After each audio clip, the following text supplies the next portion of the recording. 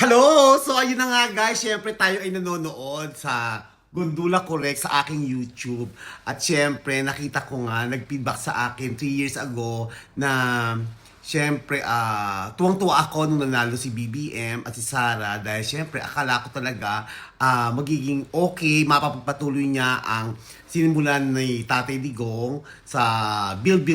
Pero hanggang ngayon, wala akong nakita. Pati yung promise niya na bigas na 20 pesos. Kaya nung nakita ko ang video ko noong 3 years ago, my God, para akong naglata at yung pala, hindi pala totoo. Nabudol talaga ako ni BBM. My God!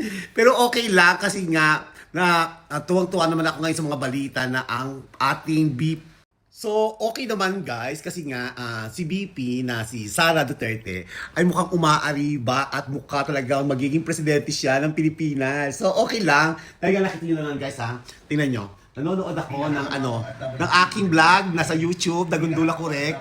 At ngayon ay ako ay nabudol. Pero okay lang kasi nga 3 years na lang, matatapos na rin naman si BBM. At syempre, ngayon naglalabasan ang mga nangyari, mga pumirma. Diyos ko, kanya-kanya sila hugas kamay.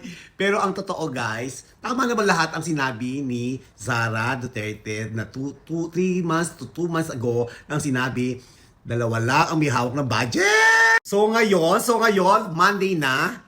Ngayon ay malalaman natin kung lalabas talaga ang demanda na